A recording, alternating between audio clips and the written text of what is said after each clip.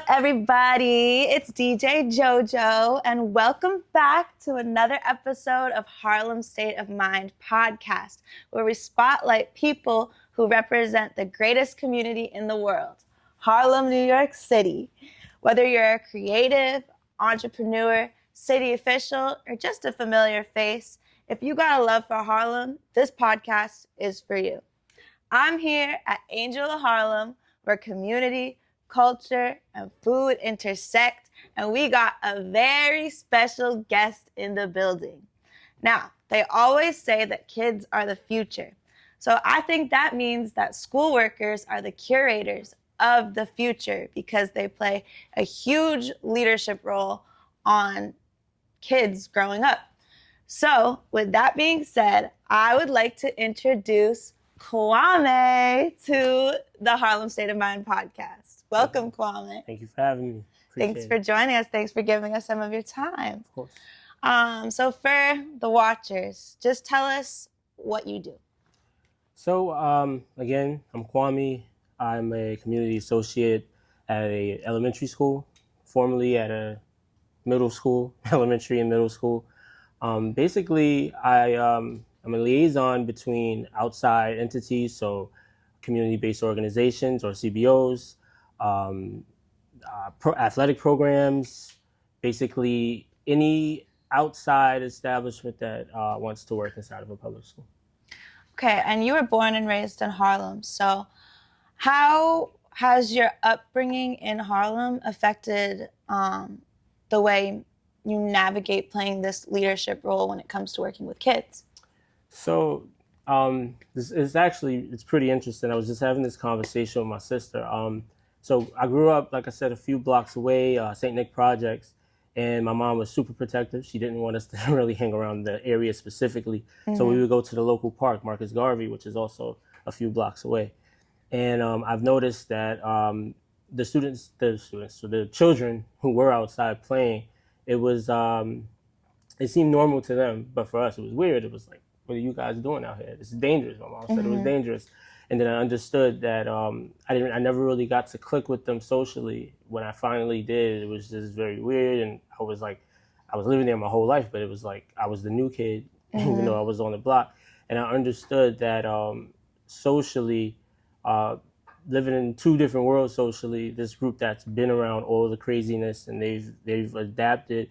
And I'm being super protected by my mom and my older brother being like that father figure for me and my younger sister, taking us to the park. It was, we took it, you take it for granted at the moment, but then you realize as you get older, like, wow, he really put us in a position to really thrive.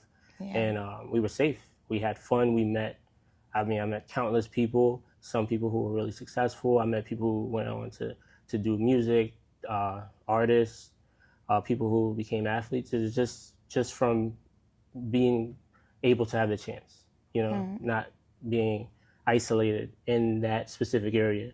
And we were really upset because we felt like we wanted to be in that area. But the irony is, through that protection and through our brother basically moving us around and keeping us away, we were able to forge new relationships with really great people. Right. It's kind of like that whole like idea of going against the grain when it comes to like the modern, the what's the word I'm looking for? The like expectations that society has on you to operate. Yeah. And then I feel like when you don't move that type of way, you're like, all of a sudden you get like imposter syndrome in your own home, and it's like, why do I feel this way? I totally get how you feel. So with that being said, what are some of the greatest challenges you faced as a kid, like with those feelings? It's similar to what you just said. There was a touch of imposter syndrome at moments. You would get to certain areas, and even though, like I said, you're in that area, you've been in that area your whole life, you just weren't up on like lingo, culturally, you just weren't aware of like certain dangers or you weren't hip to certain things, you know? So you basically had to find these things out. Luckily, you know, I could lean on my siblings and say, you know, like, what does this mean? What are they talking about? Why can't I go play ball here? Why do we have to go all the way over here to play ball? Why can't we go up to the mountains in the park? You know, like in Mount Morris, located in Marcus Garvey. Why can't we go up there? Why, you know, because in our minds it's like, this is just a park. This is fun. This is just our building. This is fun. But just having to reacclimate myself with the environment that like I said, grew up in my whole life. So it's just weird that you see all these things and you're just trying to identify with them in a weird way. Things that in some cases weren't even good for you, but you're just trying to identify with them simply because you just know it as your culture. It's something that you're around. So I think that was like the immediate challenge growing up. How do you feel, like what challenges do you see amongst like the kids that you work with today? And do you think it relates to the challenges that you faced, or like, how do you think it's different? So one thing that I immediately identified when I worked with specifically middle schoolers, all of the students, but specifically with the middle schoolers, it wasn't quite imposter syndrome. It was like self-navigation, if that makes sense. Like it was like they were really trying to drive their way through like just no man's land. They didn't really understand where they wanted to go because they felt like they had to move a certain way. You know, the toughness, and I mean that's all teenagers, all adolescents, pre-adolescents, but it was more so they felt because of their environment they had to be this way. If they're not this way, then they're going to be taken advantage of. You know, and it was like it kind of reminded me of what I went through, because it was like, because I'm not around this environment, despite me being, you know, a product of the same environment, because I'm not around all the time, or they don't see me and I'm not, you know, really visual, they'll, you know, try to treat me like some outsider, or they'll try to, you know, take advantage. I think with the students, they've also, not deliberately, but they kind of steer in that same direction. And one big thing that I noticed is certain stakeholders. A lot of them are missing stakeholders. Just to, like I said, I had my brother. He was my stakeholder. So, and you don't realize it until, you know, you start to see as you get older, there were like real benefits. This person really puts you in a winning position. So I noticed that with those students, they weren't really stakeholders. Like, and then a lot of their stakeholders were people in the school environment, because in some cases they didn't really identify with the ones that were already in their lives. So I thought that was kind of cool, and it was just something that stood out immediately. You've been mentioning your older brother a lot. Shout out to him. Sounds like a great guy. Shout out to Sean. And shout out to Sean. You mentioned that he was your stakeholder. Yeah. For sure. Do you think he had a stakeholder, being the oldest? That's a really good question. I mean, so he was an athlete. I know our cousin, God bless his soul, our cousin Major, he was someone that he was really close with. They've done ROTC together. So I think he may have been. He didn't, you know, he was very very tight in terms of what he would share regarding things like that. But I feel because of how he talked about him, he was probably one of his stakeholders. And I guess more so because they've experienced things at the same time. You know, they were close to the same age. So I think that was one thing. He was very protective. My brother was more of a negotiator. He was a protector, but he was more of like a negotiator. My cousin was that no nonsense bodyguard, so he was trying to protect everybody. So I think in that particular case, he may have been one of his stakeholders. Oh, wow.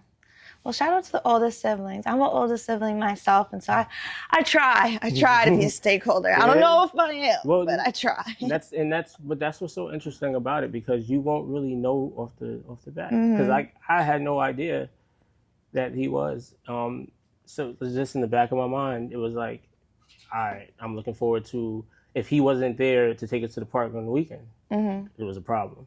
Yeah. If, you know, he would buy us things, you know. If he either forgot or we had to wait a day, it much of a problem. So I think of these things. I'm like, wait, there were really moments where it was like, wow, like the world stopped if he didn't do certain things. Right. So there's moments. I mean, your siblings, I'm pretty sure, even as you could get at them, you can scold them, they look up to you no matter what. Well, I appreciate that. And again, shout out to Sean.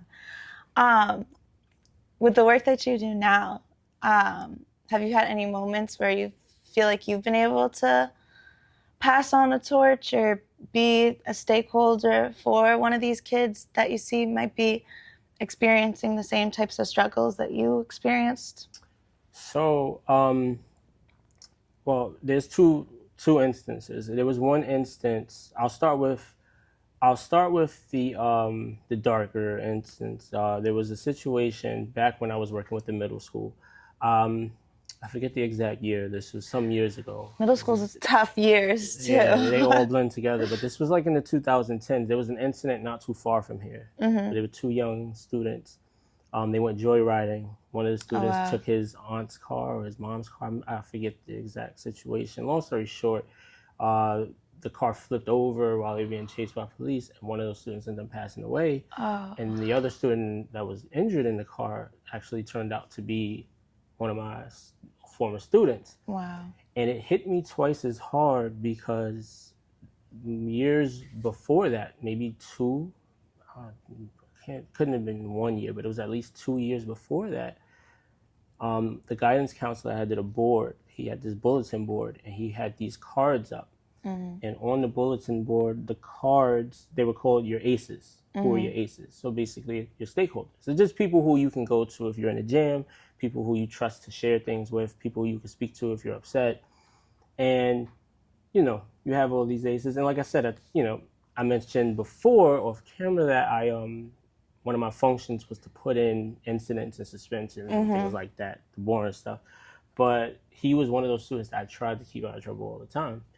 And, it was just because you're caught up in the controversy, because you're caught up in that negative, situation, you just assume that you're part of the problem, right? Because it's like, if they have an issue with administration, well, you're working with administration, so you're part of it.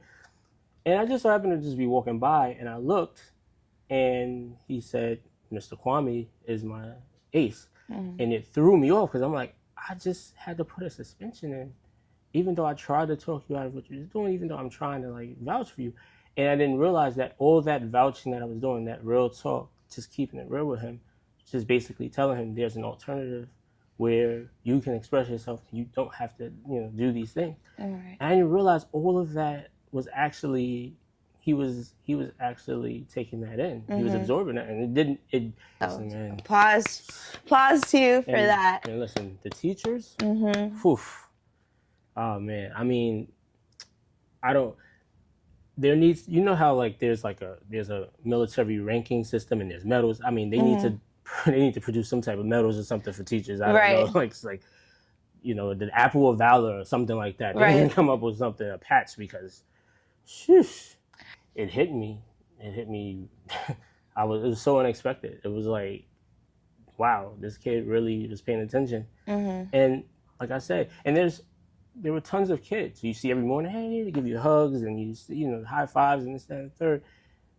And you would, if there was any kid, I would think it would be one of those students who were actually showing affection. This student may not have known how to show that affection, but he ultimately knew when it came to it, Mr. Kwame was going to be that one that was there for him. Oh, wow. And so that really, stood out. So when that incident occurred, it really hit me because I was like, wow, you start to question, did you do enough? Were you enough of a stakeholder? Did, it ate me up for the rest of that day. Like I was really sitting there like, dang, if I had this conversation with him, he was listening to me before, maybe he would have listened to me.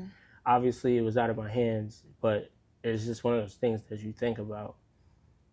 And I would say another instance, there was a student who, once again, I didn't realize that the student was paying attention. It was just something that I just do all the time. And the student anticipated our routine. We had like a recess routine, going outside, whatever it was. And the student actually paid attention to the routine.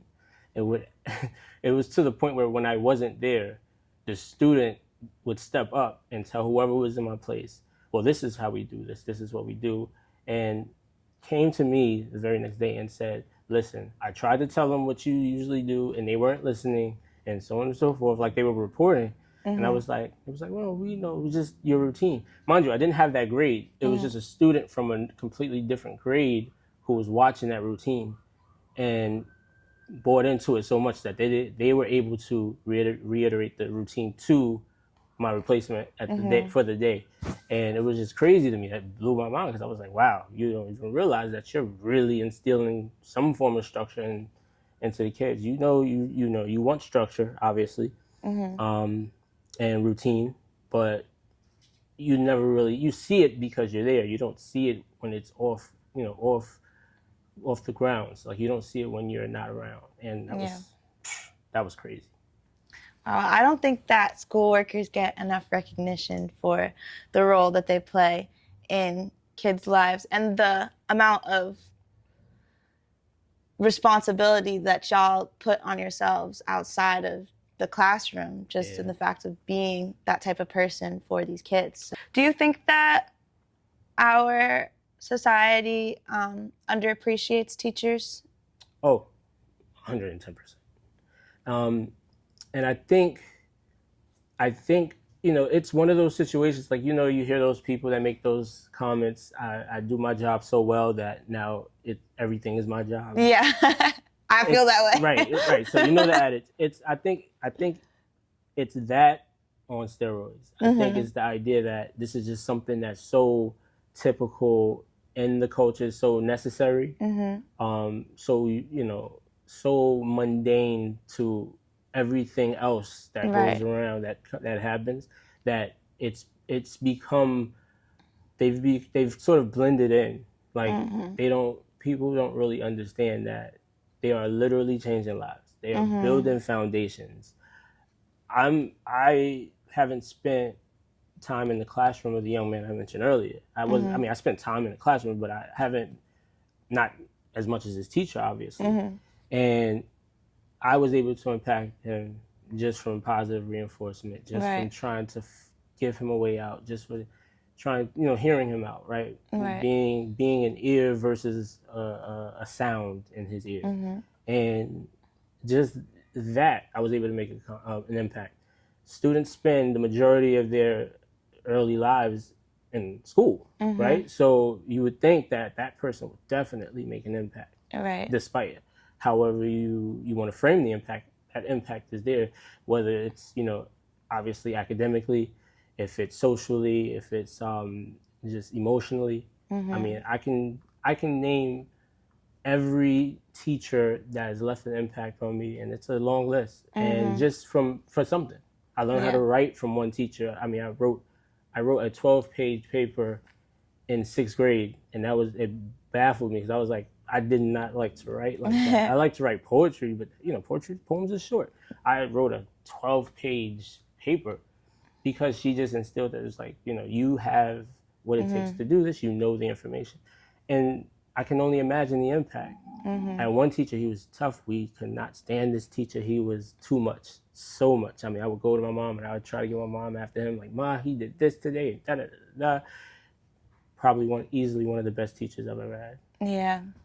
Math was a breeze because of him. I got really good at math because of him, and I didn't realize it. I remember I had this one teacher. I don't know if he's still teaching, but I hate science. Like that was my worst subject ever. I hated science. I still hate science. I love science. I'm not a science girl. I was English, history, girly. That was my and algebra. I was kind of a nerd, I'm not gonna lie. But science, no.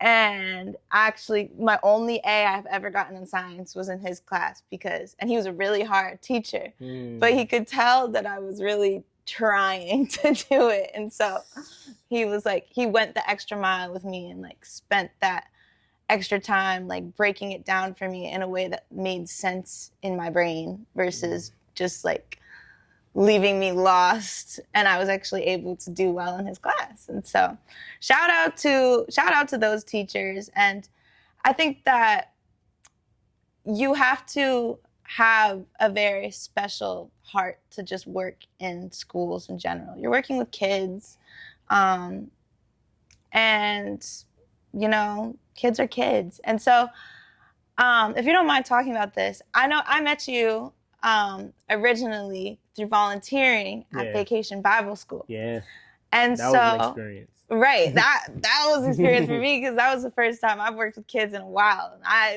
love kids. I grew up like the oldest of 19 grandchildren, so I've always worked with, not worked, I've always taken care of kids. Yeah. But coming back to that now, I was like, whoa. But it was super fun. But do you think that your spirituality plays a role in how you work in your profession and how you like communicate with children? So I would say, because it's a relatively recent journey for me also, I would say it helps. So when you speak about spirituality and just speak about, giving your life to Christ, you think about things like, giving your life to Christ means you trust Christ, right? So you're not just basically saying, thank you God for making things good. Thank you God. I pray to God. I'm going through some struggles. It's basically more so you saying, I trust God in all things, and in situations where things become trying, testing, they become overwhelming. There's moments where you're just going to lose your patience. It happens, knowing that ultimately there's a purpose, right?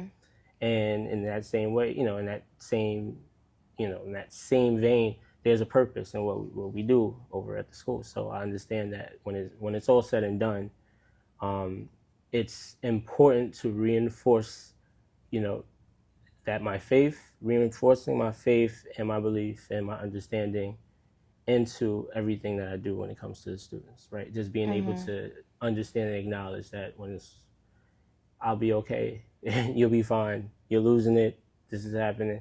And to be very transparent, and most educators will tell you, it's usually maybe not the teachers, but most people in schools will tell you that a lot of times it's not really the students that make you lose your patience. You think it is, then you realize it's just some systems, the way that certain things work. So once you understand it, and then you see clear. I love that you said that, and I think that is so spot on, and I think that more people need to recognize that. And with that in mind, like, are there any systems that you see set in place that need to be like amended? I mean, if we're talking about the Department of Education specifically, I mean, there are a lot of things without having to list. I would just say, like, one thing in particular, just the arts, right? I know in the school that I'm currently working in, they have a show coming up. They have The Wiz, and they were actually just on New York One. The Wiz! Oh my gosh, that's awesome. And they were just on New York One. They performed a little snippet from the show.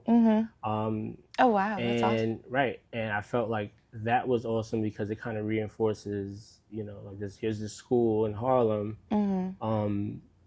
these students that have been working on this play, and then there's this 5 fifth graders, and they tore it up. They did their thing, and it was like, wow, this is amazing, watching this, and it was like, hopefully that kind of sends like a beacon, you need to reinforce the arts. It's super important. I mean, they are invested. I watched the music teacher. She does rehearsals 3 days a week in the auditorium. That auditorium, mind you, this is elementary school. And, we think in 4th and 5th grade, they want recess. They want to go play ball. They want to do this. That auditorium is packed because they all want to be a part of it. Wow. I helped them. I'm helping the music teacher build the sets. They want to be a part of that. Are we painting? Mr. Kwame, are we painting Friday? You said we're painting. We better be painting. Like, they want to be a part of everything art. And I'm like, we should definitely reinforce it. Like I mentioned, a lot of students, they want to they want to go to art school, but for them it's a hobby. They don't realize that they can make a career out of it, or they can just, they can really go far. They can work in these, they can work for agencies that really want their talents. They just don't see it that way, because for them it's just, I'm scribbling on a piece of paper.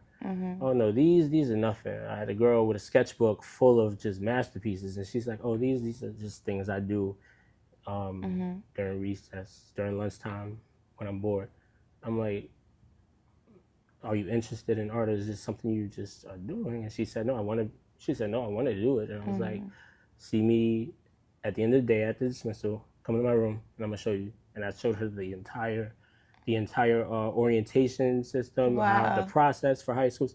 And that student ended up getting into art and design. And that student she was coming into the school helping our after school art teacher with the students. So she was helping her. They drove her crazy sometimes, but you're a high schooler. But as a high schooler, she was coming back to do it. So I was like, this is this one student. Of course they're interested. So just reinforcing the arts in all capacities, all mediums, I think. That's awesome. Yeah. For the people that may have not gone to school in Harlem, like me, for instance, I went to college out here, but I didn't go to middle school or high school or elementary school. Could you kind of explain the process of like picking and choosing schools and stuff? Because I know it's different. Like for me, I just went to the public schools in my district, but I know in New York it can be kind of different. So. Yeah. So New York has the largest public school system in the country. So that process can be it can be overwhelming. Many schools in all 5 boroughs that you can choose. The process has changed over time, especially after COVID.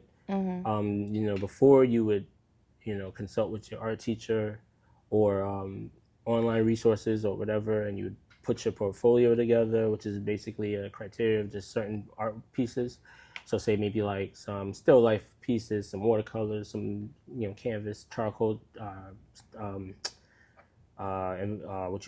self-portraits, just different pieces. You would put it together, compile it into your portfolio, and then you would go to an open house, and you would go to the audition. The audition was basically you present your portfolio, and you would do a series of exercises. One is like timed, one is like they just basically want to see where you are. And that's it. They pick based off of their, there's also a academic criteria, yes, but yeah, that was just about it. Since COVID, I think it became virtual, and I think it still is. I mean, I think the option is in person, but virtual is like an option. You scan the works and everything. Now it's easier because it's based off of the type of school that you want to go to. So if you want to, say for example, if I wanted to go to LaGuardia, which is a performing arts school, if I wanted to do illustration, but I also wanted to do, drums. In addition, I would send out my artwork through an art school portal. Then I would send my drum solo to a music portal. If you're doing dance, there's a dance portal. It's a little bit different now. It's supposed to be a little easier, and I think it can be. The challenge is like all these portals. I don't know if you remember during COVID, everything was online. Yeah. So one of the biggest challenges was parents trying to figure out the different systems and the portals. Yeah. And, Zoom was a disaster for a lot of them. But just, it's like that now. Okay. And my last year, I would say, at the middle school, I should say, it was a bit easier. The guidance counselor was great. He helped, so he made things very easy for me. Okay, that's what's up. The one thing that like perplexes me today about like schools and kids, like, I mean, I was born in 2000, so like social media was still around when I was in like middle school or high school, but it wasn't as prevalent, it feels like, as it is today. I feel like especially after COVID, like kids became like super like chronically online. Do you see that in your schools, and do you see it affects the kids in any ways? Because I feel like also social media can get super like divisive, and algorithms can kind of pull on like your own like insecurities or things that you might like hate about certain things. So I don't know. Do you see that at all with the kids? I mean, to put it plainly, we as adults we're expected to have emotional intelligence, right? Mm-hmm. We're expected to navigate through things like, you know, social media and pressures that exist there and temptations and, just trying to identify what's real or what's fake. We're Mm-hmm. expected to be able to navigate that, and we can't. So you can Right. only imagine, right? I mean, they stand no chance. I mean, Right. this is already a technology that they've been born into. Mm-hmm. This is a concept that they know as normal. So, like the reference I made about teachers, right? This is just normal. It's something that Mm-hmm. should just be there. Not this is an important tool for us to, learn or gain knowledge or, a resource. This is just something that should be there. To the point where when you tell them to research something, it's like, don't use your device. They look at you like, so how am I supposed to do that, right? Mm-hmm. Despite there being many other avenues to do so, they don't even know. So it's like they don't stand a chance at Yeah. all. I mean, I don't expect them to get it anytime soon. I think this will take an entire generation of like, I don't even know how you would minimize it, but it would take a generation to do it. Like, I mean, I don't expect them to get it anytime soon. I think this will take an entire generation of like,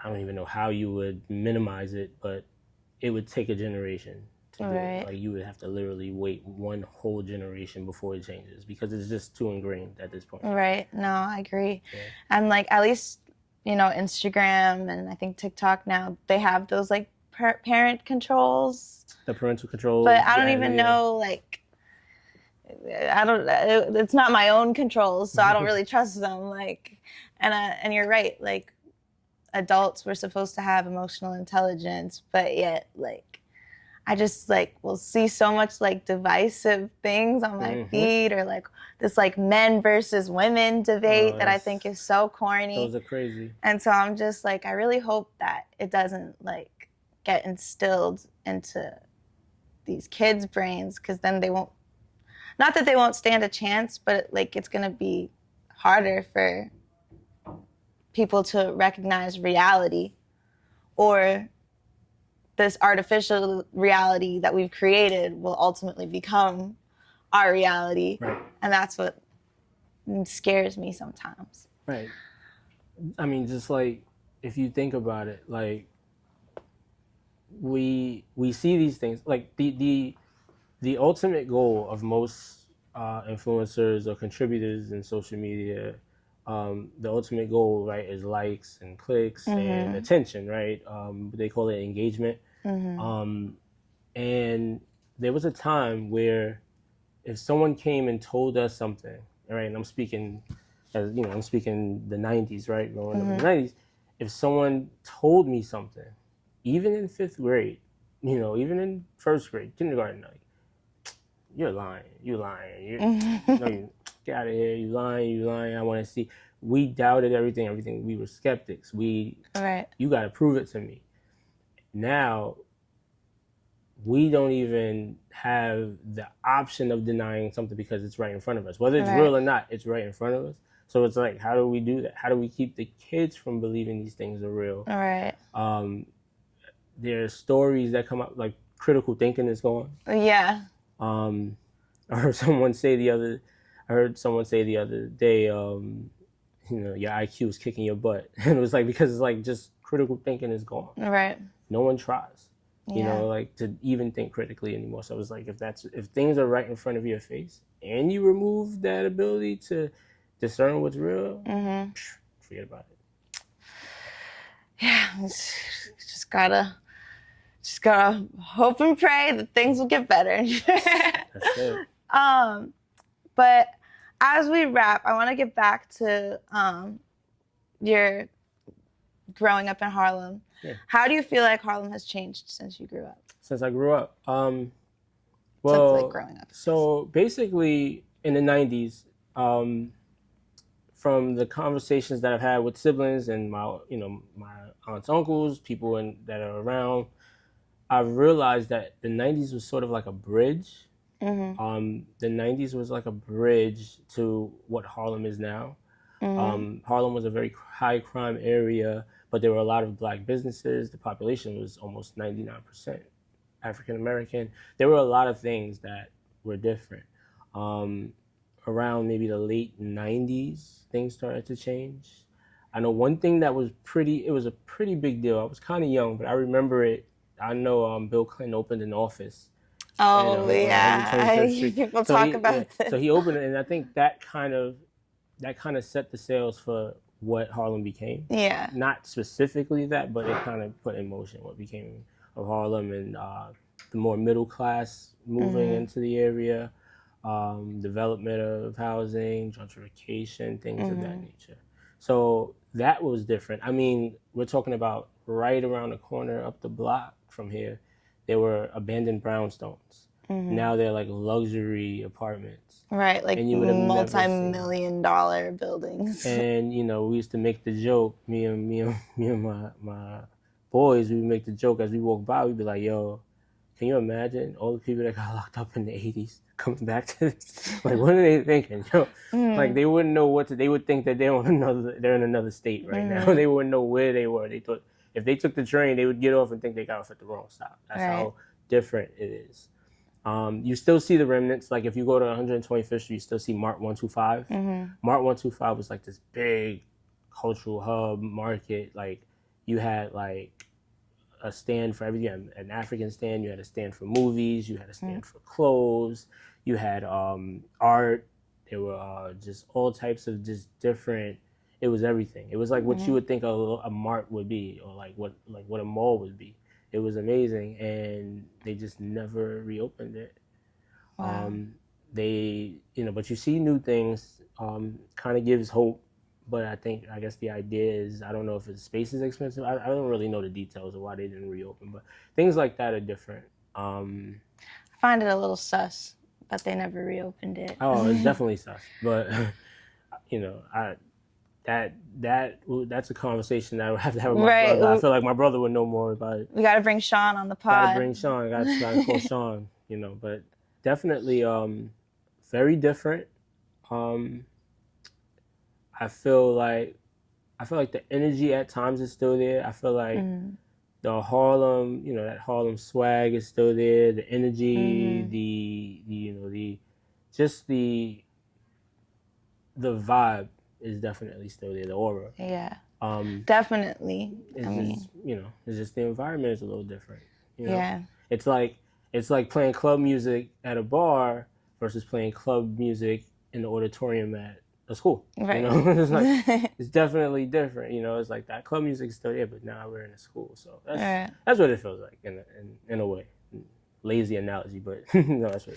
No, I get the analogy. I like it. And I agree. I mean, I admit I am a Harlem transplant, but I have a very big love for Harlem, and I recognize like the changes, and I think it's important that we have people like spotlight. Like that's why we do Harlem State of Mind podcast, so we can capture the real Elohim of actual people from Harlem. Yeah. And not like the Columbia kid bullshit, But don't get me started on Columbia, man. But last question. Yeah. We do this with all of our guests. So this is a little segment I like to call Finish the Sentence. Oh. So I'm gonna say something with blank and you have to fill in the blank. Okay. So Harlem isn't Harlem without blank. Without 125th Street, without black business, it's just not. I mean, it existed before the transition, and it's in some cases it exists now. Point blank. It's actually thriving. So, yeah. All right. The best hangout spot in Harlem is blank. I mean, come on now. We know it's Angels of Harlem. Hello. Come on. And last one. If you're from Harlem, you better have blank in your closet. If you're in Harlem, you better have fresh pair of ups, fresh pair of J's, fresh pair of Timbs, at least one Yankee fitted, at least one. And I mean, times have changed. It used to be, I came up in different eras of fashion. It used to be a crisp white tee. It used to be Averex or Pele leather. I guess it's different now. Just anything fresh, ultimately. Anything fresh. I've seen people pull off like things that I would never pick up and make them look amazing. So, that's just swag, it's anything fresh. Right. It's the flyest. Hey. All right, Kwame, so this is Harlem State of Mind podcast. So I want to know, what comes to your mind when you hear the phrase Harlem State of Mind? Harlem State of Mind. It's just that attitude, that feeling of just belonging. Jazz, Cotton Club, these are things that existed and people wanted to travel all the way uptown to go to downtown in some cases. The many markets and restaurants, the world-renowned spots that people just love, just having that mentality of belonging. Harlem State of Mind to me is just belonging and knowing you need to be here because you're supposed to be here. You understand? So despite the environment changing, there's never going to be another Harlem. You can't mutate it. It just is. I love that. Point blank, period. Well, I think that's a great way to end the podcast. Thank you so much for joining us today, Kwame. Everybody, make sure to like, share, and subscribe. Follow us at Harlem State of Mind. And until next episode, make sure to keep it real. Deuces.